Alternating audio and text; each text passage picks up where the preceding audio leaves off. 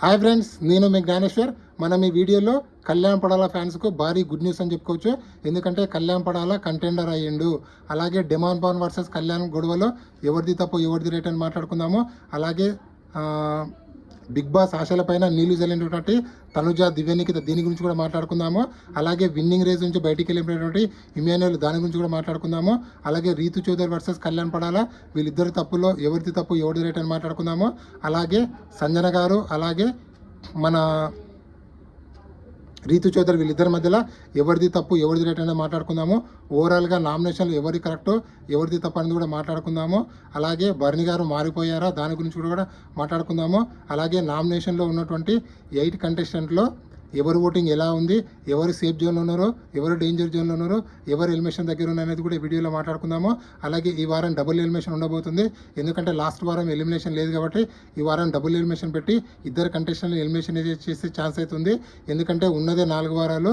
Big Boss హౌస్లో 9 కంటెస్టెంట్లు ఉన్నారు కాబట్టి 4 కంటెస్టెంట్ బయటకు పంపించాలి. అలాగే ఎక్స్ కంటెస్టెంట్ ఉన్నటువంటి ప్రియాంక జన్ అలాగే గౌతమ్ వీళ్ళిద్దరు బిగ్ బాస్ హౌస్లోకి ఎంట్రీ ఇచ్చి కెప్టెన్ కంటెండర్ టాస్క్ అనేది నిర్వహించడం జరిగింది. సో ఏం నిర్వహించారో ఎవరు విన్నర్ అనేది వీడియోలో క్లియర్ కట్గా మాట్లాడుకుందాము. ఫస్ట్ ఆఫ్ ఆల్ నా పేరు జ్ఞానేశ్వర్. నాకు ఒక ఇన్స్టాగ్రామ్ ఐడి ఉంది. ఆ ఇన్స్టా ఐడి పేరు జ్ఞానేశ్వర్ బీబీ రివ్యూస్ అని ఉంటుంది. సో మీరు ఇన్స్టాగ్రామ్ని ఫాలో అవడం వల్ల మీకు బిగ్ బాస్కి సంబంధించిన ప్రతి ఒక్క అప్డేట్ అనేది ఎపిసోడ్ కన్నా ముందే మీకు తెలుస్తుంది. అలాగే మీకు 100% ప్రతి ఒక్క అప్డేట్ అనేది నేను 24/7 ఇన్స్టా స్టోరీ రూపంలో పెడుతూ ఉంటాను. అసలైన మ్యాటర్కి వెళ్ళిపోదాము. ఎక్స్ కంటెస్టెంట్ ఉన్నటువంటి ప్రియాంక జైన్ గౌతమ్. సో వీళ్ళు BB7 అలాగే BB7 BB8లో కూడా గౌతమ్ నంద ఉన్నాడు. అతను BB8లో రన్నర్అప్ కూడా అయ్యాడు. సో వాళ్ళిద్దరు కలిపి బిగ్ బాస్ హౌస్లోకి రావడం జరిగింది. ఈరోజు మనం 24/7లో చూస్తాము, ఎపిసోడ్లో కూడా చూస్తాము. వాళ్ళిద్దరు కలిపి కెప్టెన్ కంటెండర్ టాస్క్ అనేది పెట్టడం జరిగింది. ఆ టాస్క్ ఏంటంటే బిగ్ బాస్ కొన్ని కలర్లు చూపిస్తాడు, కలర్ చార్ట్. అదే కలర్ చార్ట్ గుర్తుపెట్టుకొని మనము ఇంకొక ఫ్రేమ్లో సేమ్ కలర్ చార్ట్ని ఫిక్స్ చేయాలి. ఆ టాస్క్లో కళ్యాణ్ పడాల గెలవడం జరుగుతుంది. So Kalyan Padala first Bigg Boss హౌస్లో ఫస్ట్ కంటెండర్ అయింది కళ్యాణ్ పడాల. Congratulation to Kalyan Padala. అలాగే Kalyan Padala fans good news అని ఇదే అని చెప్పాను. సో అదేవిధంగా డిమాండ్ పవన్ వర్సెస్ కళ్యాణ్ పడాల గొడవలు ఎవరిది తప్పు అంటే 100% డిమాండ్ పవన్ తన కోసం తను గేమ్ ఆడకుండా రీతు చౌదరి కోసం గేమ్ ఆడుతున్నాడు. లాస్ట్ అంతకుముందు కూడా తప్పు చేశారని చెప్పి నాగార్జున గారు డోర్ తెరిచినప్పుడు కూడా అప్పుడు కూడా తప్పు జరిగింది. అది రీతు చౌదరి వల్లనే ఈ రోజు కూడా గొడవ జరిగింది రీతు చౌదరి వల్లనే.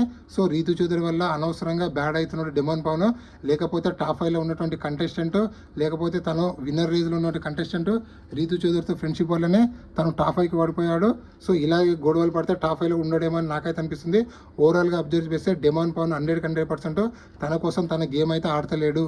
ఇది కళ్యాణ్ పడాలి చెప్పింది 100కి 1000% నిజము. సో డిమాండ్ పవన్ ఒక టీంలో ఉండి ఇంకో టీంతో లింక్ పెట్టుకోవడం కూడా 100% తప్పు. అది మోసం చేసినట్లయితుంది. నువ్వు బ్లూ టీంలో ఉండి రెడ్ టీంతో ఎలా టై అప్ అవుతావో 100% అది కూడా మోసమే. సో ఇక్కడ నాకు కళ్యాణ్ పడాల చెప్పినటువంటి పాయింట్స్ 100% కరెక్ట్ అనిపించాయి. సో ఇక్కడ కళ్యాణ్ పడాల డిమాండ్ పవన్ ఇద్దరితో తప్పు ఎవరిది అంటే 100% డిమాండ్ పవన్ తప్పు అని అంటాను. కళ్యాణ్ పడాల తప్పు ఎలాంటి లేదని నాకైతే అనిపిస్తుంది. సో మీకు అదే విధంగా అనిపిస్తుంది కింద కామెంట్ పెట్టండి. అదేవిధంగా కళ్యాణ్ పడాల వర్సెస్ రీతు చౌదరి తప్పులు ఎవరిది తప్పు ఎవరిది రైట్ అంటే ఇక్కడ రీతు చౌదరి 100% తప్ప అని నాకైతే అనిపించింది. ఎందుకంటే డిమాండ్ పవన్ కళ్యాణ్ పడాల వాళ్ళిద్దరు నామినేషన్లో అనవసరంగా వీళ్ళు ఎంట్రీఫియర్ అయ్యారని చెప్పి నాకైతే అనిపించింది. సో ఇక్కడ యాక్చువల్గా ఇద్దరు ఎంట్రీఫియర్ అయ్యారు, కళ్యాణ్ పడాల ఎంట్రీఫియర్ రీతు చౌదరి అయ్యారు. యాక్చువల్గా డిమాండ్ పవన్ ఇక్కడ ఇమాన్యుయల్ నామినేషన్ వీళ్ళిద్దరు ఎంట్రీ వీళ్ళిద్దరు గొడవ పడడం జరిగింది. సో యాక్చువల్గా చెప్పాలంటే కళ్యాణ్ పడాల పాయింట్ ఏంటంటే బ్లూ టీంలో ఉండి రెడ్ టీంతో ఎలా టైఅప్ అవుతావు. సో నువ్వు అది తప్పు కదా అంటే ఇక్కడ నా కోసం గేమ్ ఆడిందని చెప్పి రీతు చౌదరి మధ్యలో ఎంట్రీ అయింది. యాక్చువల్లీ నీ కోసం గేమ్ ఆడింది కష్టపడింది అంటే కళ్యాణ్ పడాల ఆ రోజు గేమ్ ఆడడం వల్లనే నువ్వు కెప్టెన్ అయ్యావు. అది కూడా విశ్వాసం లేకుండా కళ్యాణ్ పడాల పైన రీతు చౌదరి నోరు జారిందని నాకైతే అనిపించింది. సో ఓవరాల్గా చూసుకుంటే కళ్యాణ్ కూడా అగ్రెసివ్ అయ్యిండు కదా అంటే 100%. సో తన మనుషులనంగా అగ్రెసివ్ అవుతుంటావు. తన ఏజ్ ఓన్లీ 23. సో అగ్రెసివ్ అవుతుండు. సో అగ్రెసివ్ అవ్వకుండా కొంచెం కూల్గా డీల్ చేసింటే బాగుండని నాకైతే అనిపించేది. సో ఓవరాల్గా చూసుకుంటే కళ్యాణ్ పడాల కొంచెం అగ్రెసివ్ అయితే అయ్యాడు. సో అగ్రెసివ్ కాకుండా ఉండి కూల్గా డీల్ చేసి ఉంటే బాగుండేది. సో ఇక్కడ రీతు చౌదరి కళ్యాణ్ పడాల తప్పు ఎవరిది అంటే 100% కళ్యాణ్ పడాలది ఎంత తప్పు ఉందో రీతు చౌదరి కూడా అంతే తప్పు ఉంది. సో ఓవరాల్గా అబ్జర్వ్ చేస్తే నా సపోర్టు కళ్యాణ్ పడాలకు, రీతు చౌదరికి అయితే కాదు. సో 100% కళ్యాణ్ పడాలి కరెక్ట్ అని నాకైతే అనిపిస్తుంది. ఓవరాల్గా అబ్జర్వ్ చేస్తే 24/7 అలాగే ఎపిసోడ్ చూసిన తర్వాత కళ్యాణ్ పడాలి చెప్పినటువంటి పాయింట్స్ 100% కరెక్ట్ అని నాకైతే అనిపించింది. సో ఓవర్ అగ్రెసివ్ అయ్యాడని ఆ విషయంలో మాత్రము కళ్యాణ్ పడాలో కొంచెం తప్పు అవుతుంది. అంత అగ్రెసివ్ అయ్యేగా కాకుండా ఆ కుర్చీలు తన్నేది కాకుండా ఉండేది. సో అక్కడ కొంచెం ఎందుకో కొంచెం అగ్రెసివ్ అయ్యాడని నాకైతే అనిపించింది. సో అదేవిధంగా సంజన గారు రీతు చౌదరిలో ఎవరిది తప్పు ఎవరిది రైట్ అంటే 100కి 1000% సంజన గారు వదిలినటువంటి మాటలు చాలా తప్పు. నేషనల్ ఛానల్లో ఒక అమ్మాయి గురించి అలా మాట్లాడడం చాలా అంటే చాలా తప్పు. ఇక్కడ నా సపోర్టు రీతు చౌదరికే. 100% సంజన గారు అయితే మాటలు అయితే వదిలేశారు. సో అక్కడ డిమాండ్ పవన్కి రీతు చౌదరికి లేనటువంటి బాధ సంజన గారికి ఎందుకు వచ్చిందో నాకైతే అర్థం కాలేదు. ఓవరాల్గా దీని గురించి నాగార్జున గారు అడ్రస్ చేయాలి. అలాగే రీతు చౌదరి కళ్యాణ్ పడాల మాట్లాడిన మాటల్లో కొన్ని తప్పున్నాయని సోషల్ మీడియాలో వైరల్ అవుతున్నాయి కొన్ని మాటలు. దాని గురించి కూడా నాగార్జున గారు అడ్రస్ చేయాలి. సో అదేవిధంగా డిమాండ్ పవన్ కళ్యాణ్ పడాలి నెక్కు పట్టుకున్నాడు కదా, ఆ నెక్కు పట్టుకోవడం 100% తప్పు. అది కావాలని పట్టుకున్నాడా, అనుకోకుండా పట్టుకున్నాడా, పట్టుకున్నా లేదనే ముఖ్యము. అలా పట్టుకోవడం 100కి 1000% తప్పు. ఎందుకంటే అదేవిధంగా 5 మినిట్స్ పట్టుకుంటే ఏదో జరగడానికి జరుగుతుంది. సో ఇక్కడ డిమాండ్ పవన్ది 100% తప్ప అని నాకైతే అనిపించింది. సో ఓవరాల్గా అబ్జర్వ్ చేస్తే అలాగే బిగ్ బాస్ ఆశలపైన నీళ్లు చల్లినటువంటి దివ్యానికిత అలాగే తనుజ చాలా మాస్టర్ మైండ్ అని చెప్పుకోవచ్చు. అనవసరంగా దివ్యానికితకు హైప్ ఇస్తున్నానని చెప్పి చాలా కూల్గా డీల్ చేసి ఆ గొడవ కాకుండా చూసుకుంది. ఎందుకంటే ఇక్కడ తనుజ చాలా మాస్టర్ మైండ్గా ప్రవర్తించింది. సో తనుజ చాలా కూల్గా దివ్యానికిత అనవసరంగా మనం ఒకరి వల్ల ఇద్దరు గొడవ పడుతున్నాము, మనము ఒకరి వల్ల గొడవ పడడం ఎందుకు, మనము కూల్గా ఉంటే అయిపోతుంది కదా అని చెప్పి ఇద్దరు హగ్గు చేసుకొని బిగ్ బాస్ ఆశలపైన నీళ్లు చల్లారు. బిగ్ బాస్ నో ఎలిమినేషన్ పెట్టిందే వీళ్ళిద్దరి మధ్యలో గొడవ జరుగుతుంది, ఏదో గొడవ జరిగి టీఆర్పీ వస్తుందనే ఆశతోటే దివ్యానికితను సేవ్ చేయడం జరిగింది. సో దివ్యానికిత 100% బిగ్ బాస్ అని ఆలోచనల పైన నీళ్లు చల్లిందని నాకైతే అనిపించింది. సో ఓవరాల్గా నామినేషన్లో మీకు ఎవరిది తప్పు ఎవరిది రైట్ అనిపించింది అని కింద కామెంట్ పెట్టండి. అలాగే నామినేషన్లో ఉన్నటువంటి 8 కంటెస్టెంట్లో ఎవరి ఓటింగ్ ఎలా ఉందంటే కళ్యాణ్ పడాల తనుజ ఓటింగ్ ఇద్దరిది నెక్ అయితే కొనసాగుతుంది.